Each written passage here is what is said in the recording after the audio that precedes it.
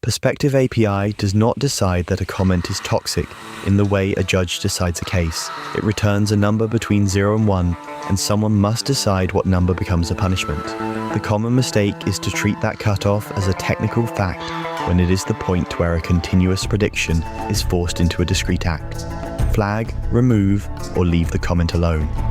Jigsaw, an Alphabet unit, launched Perspective API in 2017. It provides machine learning scores for attributes including toxicity. A comment might receive a score near 0, near 1, or somewhere in between. The score is graded. The moderation decision cannot be. That difference matters. A system can observe that one comment appears slightly more toxic than another. It can rank them, but a moderation policy eventually has to act on individual cases. It has to specify an operational threshold, a chosen score at which the system changes from observing a case to doing something about it. Suppose a platform sets that threshold at 0.80. A comment scored at 0.79 remains visible. A comment scored at 0.80 is flagged or removed. Yet the difference between those two scores may be tiny. The language in the comments may differ only by a word, a tone, or a small shift in context. Still, the results are categorically different. This is not necessarily a defect in the model. The model was built to return a continuous score. The abruptness enters when an institution has to turn that score into a rule. There is no moderation system without such a step. A platform cannot merely say that a comment is somewhat toxic if it must decide whether the comment stays. The difficulty is deeper than software design. If every tiny difference between comments should preserve their status, then no single tiny difference should carry a comment from acceptable to removable. But if enough tiny differences accumulate, we may eventually reach a comment that plainly calls for action. The threshold is needed. It also appears arbitrary. The strongest objection to this argument is called Epistemicism, and it will later insist that there really is a precise boundary, even when nobody can identify it. To see why that defense is both powerful and troubling, we need to return to the old puzzle hidden inside every numerical moderation cutoff, the heap. Eubulides of Miletus, a 4th century BCE Megarian philosopher, is credited in later sources with the Sorites paradox. The word Sorites comes from the Greek soros, meaning heap. The puzzle is simple enough to state in a few lines, which is part of why it has lasted. A heap of grains is a heap. Remove one grain. Surely removing one grain cannot turn a heap into a non-heap. Remove another. Again, no dramatic change seems to have occurred. Continue one grain at a time, and the argument appears to force an absurd conclusion. Even one grain must be a heap. The argument depends on a tolerance premise. A tolerance premise says that changing a case by one tiny amount should not change whether a vague predicate applies. A vague predicate is a word with unclear edges, such as heap. If one grain never makes a difference, then repeated one grain changes should never make a difference either. But to ordinary judgment resist the conclusion. One grain is not a heap. At some point, the predicate must stop applying. The puzzle is that no particular step seems qualified to do the work. There is no grain that visibly transforms a heap into not a heap. Yet there must be a transition if the first and last cases are classified differently. Aristotle's Sophistical Refutations, around 350 BCE, discusses gradual change puzzles involving the heap and the bald man. The bald man makes the same structure more personal. If a man with no hair is bald, and adding one hair cannot make him non-bald, then repeated harmless additions seem to imply that a full head of hair is still bald. The conclusion is not merely strange, it reveals a pressure built into ordinary classification. The comment scoring case has the same shape. A score of 0.80 can trigger removal, while 0.79 does not. The platform may say that the difference is operational rather than linguistic. That is true, but the operational decision still attaches a sharp consequence to a gradual scale. One additional fraction of a score changes what happens to a speaker. We could respond that toxic is simply vague, while the numerical score is precise, yet that reply only shifts the problem. The score is meant to represent an attribute, including toxicity, and the policy must still connect the graded representation to a binary action. The ancient heap becomes a comment screen because the institution must decide where tolerance ends. But there is a problem with treating this as only a puzzle about objects like grains or people with hair. Bertrand Russell argued that the instability lies primarily in the language and representations through which we describe the world. In Vagueness, published in 1923, Bertrand Russell argues that vagueness belongs primarily to representations such as words and images, rather than to the world by itself. Heap is not simply a label waiting for nature to supply its exact edge. It is an ordinary predicate whose use is useful, despite lacking fully precise boundaries. This reframes the Sorites problem. The issue is not that grains mysteriously change their nature when one is removed.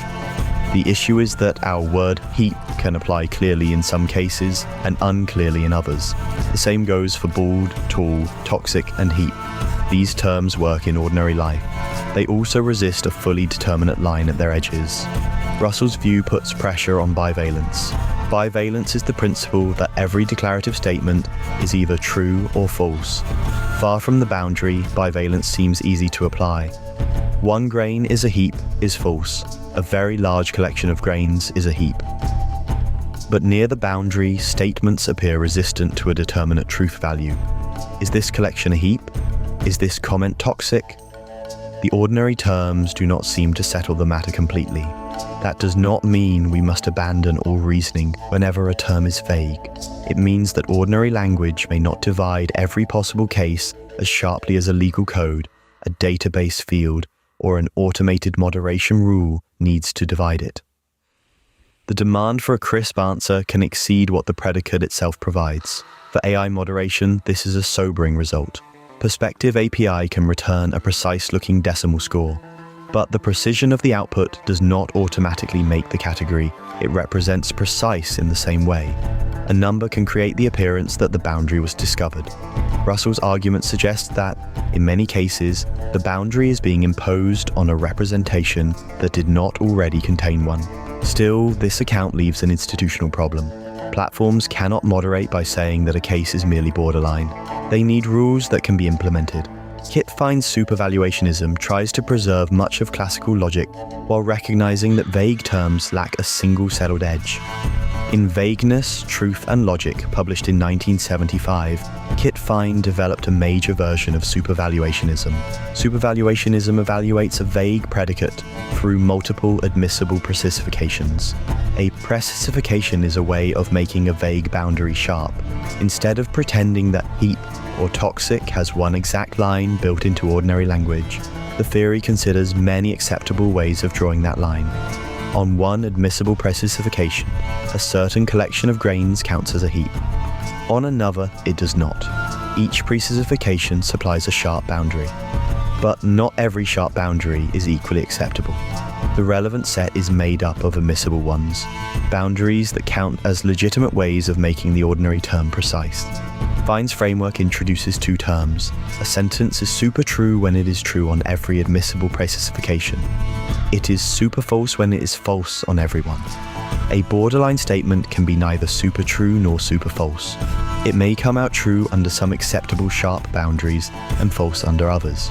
This allows supervaluationism to acknowledge the instability of borderline cases without making ordinary reasoning collapse. Clear statements remain stable across all admissible precisifications. The theory preserves much of classical logic because many ordinary inferences can still hold even when some boundary statements fail, to be either super true or super false. Applied to moderation, the view offers a useful diagnosis. A comment near a threshold may be a genuine borderline case. Different admissible ways of specifying toxic could classify it differently. The platform must still select a policy, but it should not confuse that selection with the discovery that the comment possessed one obvious status all along. This is a better account of why a cutoff feels both necessary and contestable. Necessary because a platform needs an action rule. Contestable because multiple sharp boundaries may be compatible with the underlying vague category. The cutoff is not meaningless. It is a specification of how the institution will handle uncertainty at the edge. But supervaluationism invites a hard challenge. If every admissible precisification has a sharp line, why not conclude that one sharp line is the real one, even if human speakers cannot locate it? That is precisely the reversal offered by Timothy Williamson's Epistemicism. In Vagueness, published in 1994, Timothy Williamson defends epistemicism. Epistemicism is the view that vague predicates have precise but unknowable boundaries. On this view, there is a particular grain count at which heap becomes false, even if no speaker can identify it. The apparent vagueness is not a gap in the world or a failure of truth value. It is ignorance. We do not know exactly where the cutoff lies, but there is one. A person may be bald or not bald. A collection may be a heap or not a heap. A comment may be toxic or not toxic. The difficulty is that speakers are structurally unable to know the precise point. This restores bivalence. Every declarative statement remains true or false. Borderline uncertainty is not evidence that a statement lacks a truth value. It is evidence that our knowledge cannot track the exact boundary. The Sorites paradox then exposes limits in our ability to know where ordinary terms apply, rather than proving that ordinary terms fail to have exact application conditions. There is a force to this position. It refuses to infer from our inability to state a cutoff that no cutoff exists. In moderation, people often make that inference too quickly. They say that because reasonable people can disagree about a difficult comment, no definite answer is possible. Epistemicism says disagreement and uncertainty do not settle the matter. A real answer may exist beyond our reach. But supervaluationists object that an exact but permanently inaccessible boundary appears to add precision without explaining what fixes that particular boundary. Why is one grain count the real end of heap rather than the adjacent count?